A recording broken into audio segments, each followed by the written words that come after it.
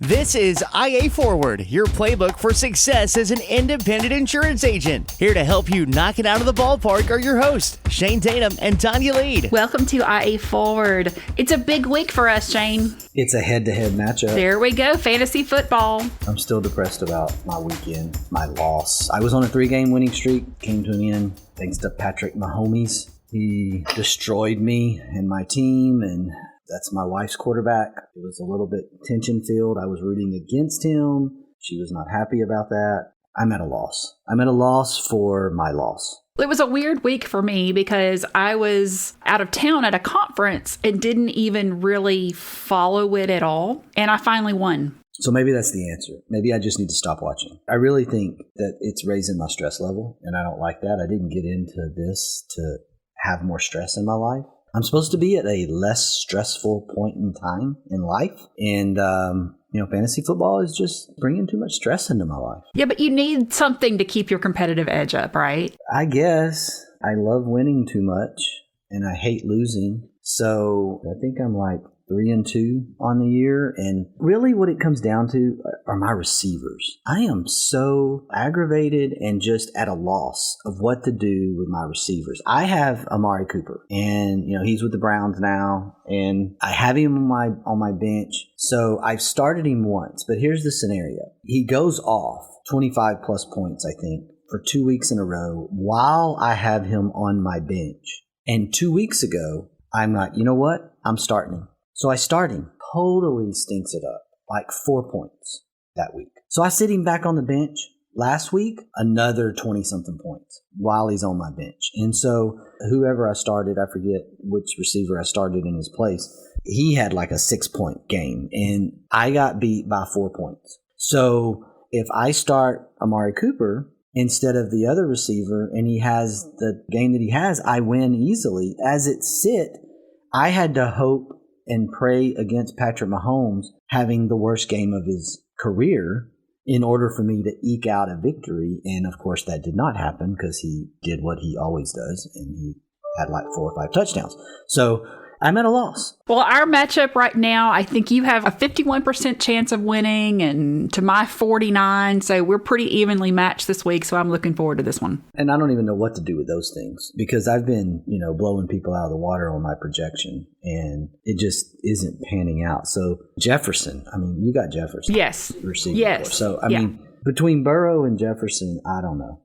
I know I got Lamar Jackson, but as I said in our group, he played a little bit more like Michael Jackson instead of Lamar Jackson last week. So bless. Bless. I really do like having him, obviously, because he's carried me. I even said a few weeks ago that I was going to rename my team to Team Jackson. I just need the big dogs to be the big dogs. Well, there we go. And speaking of big dogs, I think one of the things that we struggle with as insurance agents is we want to be perceived as professionals. We want to have the same optics as an attorney or a physician or a CPA. And really what we do, that makes sense. We are protecting people's assets. But the visual on that doesn't always work out. This is a age-old topic that insurance agencies, particularly independent insurance agencies, have been striving for years. And I love the doctor comparison, or the CPA is the most natural one, or the attorney.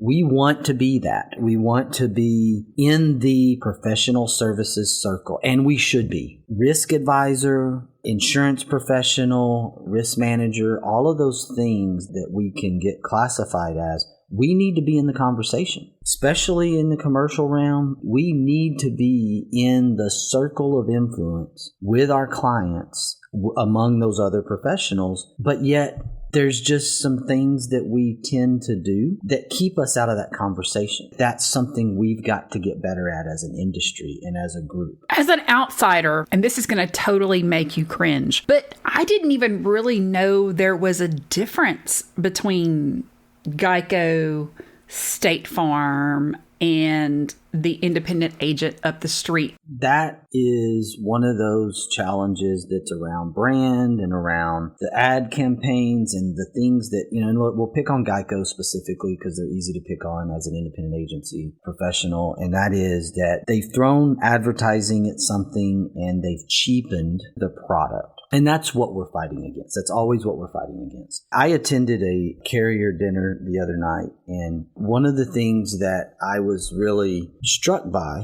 was the level of professionalism, the level of quality agency owners and agency executives that were meeting with this particular carrier's executive team. And it reminds me of what we're after in the industry. These are individuals who are running high quality businesses. They're not just insurance agents, and they are successful business owners. And they ranged from all sizes. They ranged from single owner agencies with staff of 6 to 8 up to multi-shareholder organizations, multi-partner organizations with this employee base anywhere from 50 to 150. These are some dynamic businesses all in the same room. There was probably 35 or 40 of us at the dinner. Very exclusive scenario. Folks from about 4 or 5 different states. They were coming from all over Texas plus outside of Texas. And so this was a pretty classy group. And it is striking to me that this is the group of agents that I think everyone should aspire to become like in terms of professionalism, in terms of getting into that circle discussion of my CPA, my attorney, and my risk manager. And I think that's where we want to go as an industry. I would like us to go that way. I think one of the places that we go wrong, and we've talked about this before, is trying to be everything to everybody. Yes, there are general practitioner doctors. GPs are very important. But if there's any kind of real challenge, your GP is going to send you somewhere else. We're not going to go to a podiatrist for a heart problem. One of the challenges of the industry and the independent agency system is that we don't put the parameters around ourselves. We can do it, so we don't have the discipline to really go back to should we do it. And I think that there is the need for generalists in standard preferred personal lines insurance and small commercial insurance. Once you start getting out of that realm, you get into high net worth, you get into middle market or larger commercial accounts, then I say, yes, you are correct. You have to think about what's your niche going to be? How are you going to approach this? You don't want to become the boat insurance person without having this expansion of the entire personal lines account. You want to use the boat insurance mechanism that's a niche, it's a lead niche, or the RV insurance expert to draw those individuals in. But you want to be their full-time agent and you want them to be your full-time client. But don't misunderstand, when I say full-time client, that doesn't mean that you need to write middle-class America right alongside how you handle or if you handle super high net worth clientele, because they're totally different. Or non-standard auto. Or non-standard auto. That's another one. Hey, we'll just throw in some non-standard auto. We are out of that game. We do that with a single carrier, without account management assignment. If they take it, they take it. If they don't, they don't. We don't do that the same way that we handle our standard preferred multi-line full-time clientele. We look at the non-standard auto because we're in small communities in Eastern Texas, and we don't like to say no, because to describe this for you, for the audience a little bit, we might see them in the grocery store at the end of the day, and we don't like to tell people in small towns that we don't want their business, because that's not really good. So we will offer them something. We will offer them that non-standard auto quote to their nephew who hasn't had insurance for 3 years, but it's a take it or leave it mechanism. It's not a let me see what I can do for you. Let me turn over 52 rocks. Let me go through a 3-day process to figure this out. No, it's a 2-minute quote. Here's what we can do. Yes or no. Process it or don't. That's how we're handling it. And I think that's really important depending on where you are. If you're in an area where you can afford to just pass, well, great.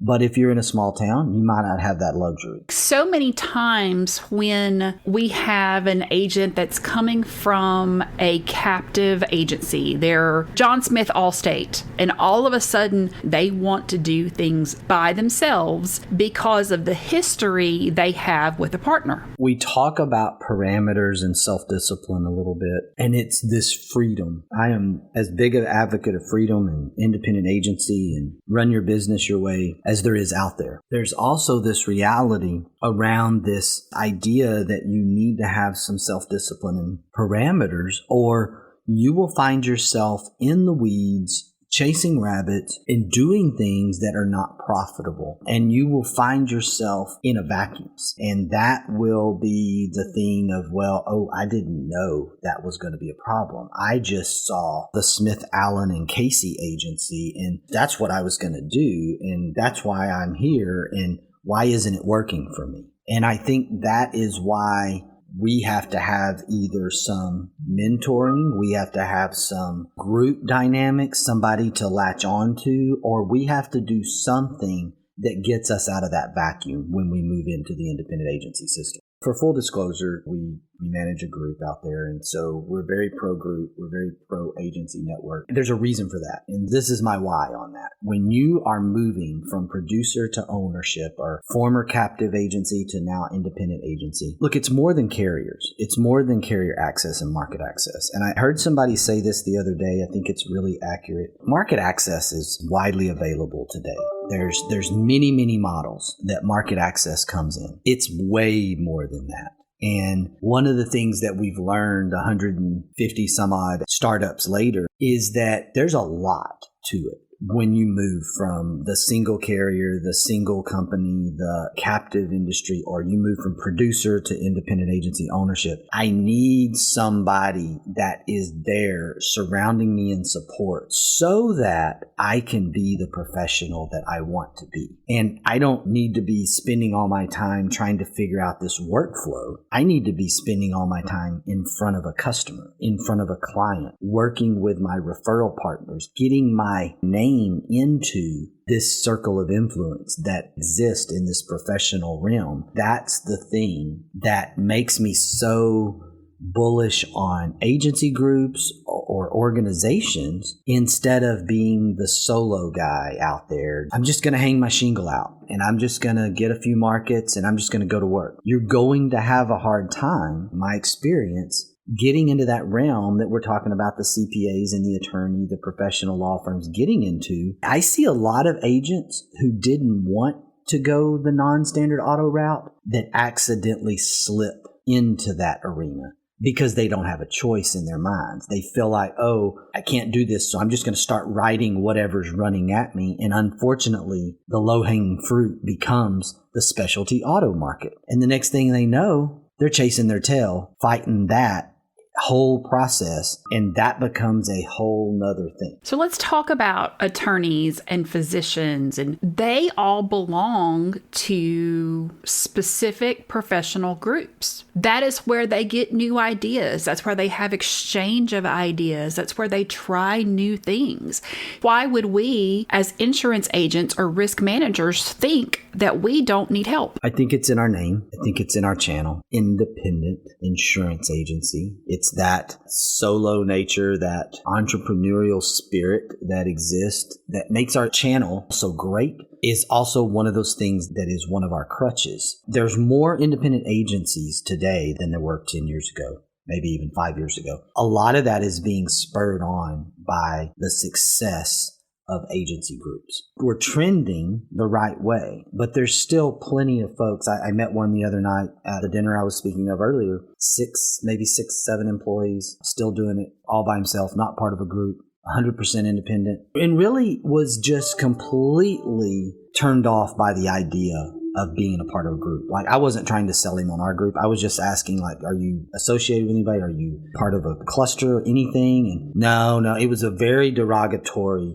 conversation towards that part of our channel. And yet 60-something%, according to a recent survey, belong to a group. And so he's definitely going to be in the minority going forward. That number is going to keep climbing as more and more of your mid-sized agencies are rolled up or purchased by the national orgs. And then you have new people coming into the channel from the captive, from the producer segment, owning agencies. And a lot of the things that are going to happen there is they're going to find a group to connect with because they need more than market access. They need the market access, yes. You got to have the product to sell, but you need all these other things that come with these groups in so many cases that makes you closer to this professional law firm, professional CPA kind of involvement. And I think that's so critical. But I also think it's really, really interesting that there's a segment of the channel that's still out there that is completely against this. And I want to clarify what you're saying. When you're talking about services that groups offer, you're not talking about necessarily back-end servicing of your clients. No, I'm talking about what CRM do I use? How do I set up my workflow? How would I go about hiring a producer? Should I use a contract? Should I not use a contract? Should I make them an employee, W-2? Should they be 1099? I'm talking about all of the questions when you are a standalone, singular, unconnected independent agent that you get to operating in this vacuum where there's really no mentoring, there's no guidance. It's just this blank canvas. And if you give me a blank canvas, I'm not an artist, you're going to end up with a bunch of crap. Sorry, it's just going to be ugly. And maybe that's what's going to sell. Maybe I'm a closet artist and I don't know it. But if you give a true artist a blank canvas, they're going to go to work and they're going to create a masterpiece. I feel like as new independent agents, someone coming from the captive channel, if they're just given this blank canvas, they can end up in a mess. However, if they're given an infrastructure, if they're given an opportunity to connect in with other like-minded peers, if they're able to kickstart their thought process around workflows and management systems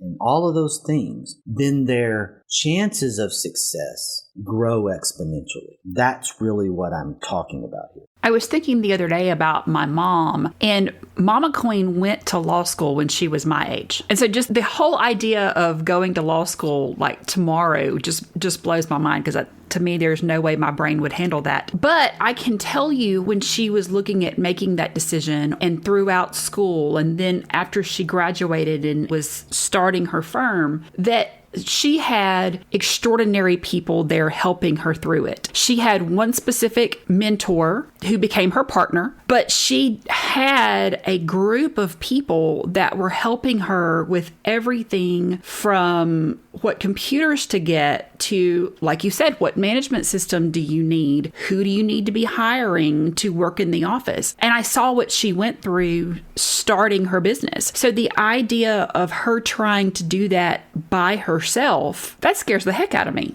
I had a Mama Queen in several classes in college, and the 20-year-old Shane, I didn't love the Mama Queens because they really hurt me from a grade standpoint. You know, they were listening, they were really good students. But now, having reached the age where I'm very appreciative of how hard that is to go back to school and put yourself back through that, I admire that. And one of the things that triggers with me is I had an uncle one time that said, you should be able to live your life backwards. And all the knowledge you have at an older age, if you could apply that when you're younger, there's this interesting thought that can go into that. And I think about your mom, and I think about doing that, how much more beneficial she was and would have been to her clients because she had all these other life experiences that she could apply. That's what we're talking about here, really, at the core, is you want to be able to associate yourself. And again, I'm not trying to take away from the entrepreneurial spirit. I'm not talking about franchises. I'm not talking about buy a McDonald's franchise. Gary Vee, one of the marketing guy gurus, he doesn't even include franchises as an entrepreneur in his mind. He says it's cheating. His words, not mine.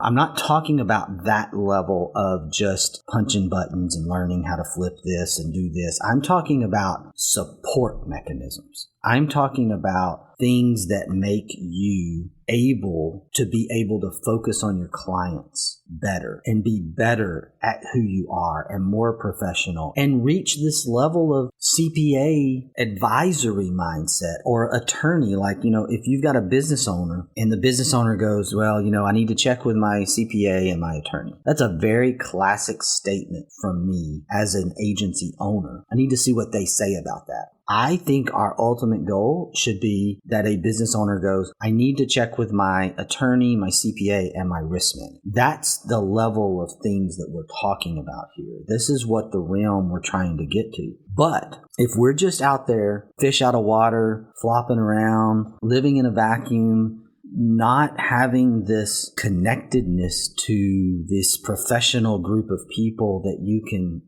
gain support with, you can give back to, then you're going to struggle. You're going to struggle to get into that realm. I hear us talking to partners a lot of times, and we talk about that when you start this, you're going to be drinking out of a fire hose. And one of the things that I hear our people doing is saying, okay, just because you're drinking out of a fire hose doesn't mean that you can implement that way. You still have to implement things one at a time. And I've heard you talk people down from the ledge. I know that I've done it. I've heard so many of our team members do it because it's crazy. And for our agents that may be a little more seasoned, they're not in their late 20s starting a business. They're in their 40s and in their 50s and they're starting over. I think having that little bit of help, even if you're a tremendous entrepreneur, I don't know of any entrepreneur out there that's successful that doesn't have help. I think it goes for any business owner. The reason that I mentioned the Gary Vee, this is why his business exists today, who he has become, is because you have all these entrepreneurs and all these business owners showing up at conferences and messaging him online and following his social media. They're trying to figure this out. These are all these individuals living in a vacuum is what I see. The number of people living in a vacuum and trying to grow their businesses without guidance, without a support mechanism is what creates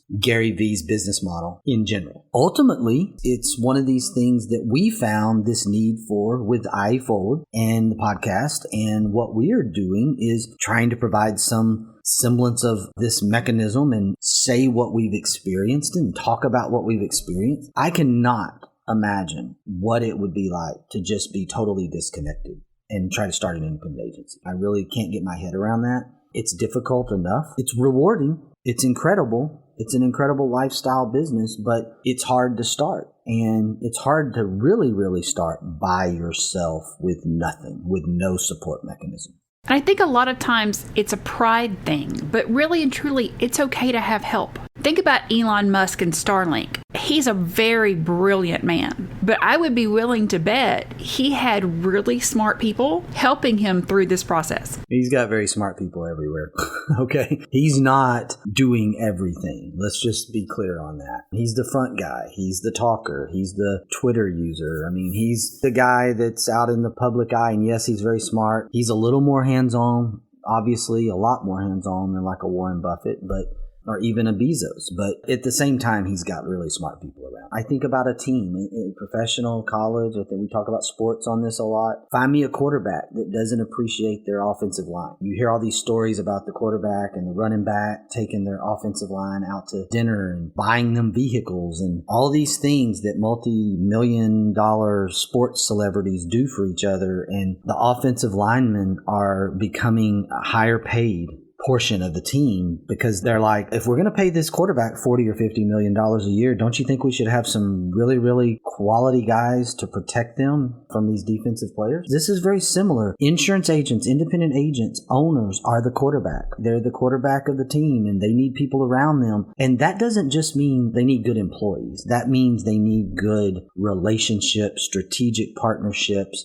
people who can help them, that they're probably going to return by helping those that are helping them. And so that's this thing that I see with quarterback offensive linemen, since we're in football season right now. That just makes a lot of sense to me to compare what an independent agency needs to be thinking like. If only Joe Burrow had an offensive line. If only. I'm going to leave us today with this quote from Michael Jordan. Talent wins games, but teamwork and intelligence win championships. Attitude's a choice. Make a great one. Bye, y'all. Ready to get the ball rolling with your independent agency? Learn more at IntegraAgent.com. That's IntegraAgent.com. Thank you for joining us on IA Forward. Make sure you never miss a show by clicking the subscribe button now or learn more at IAForward.com.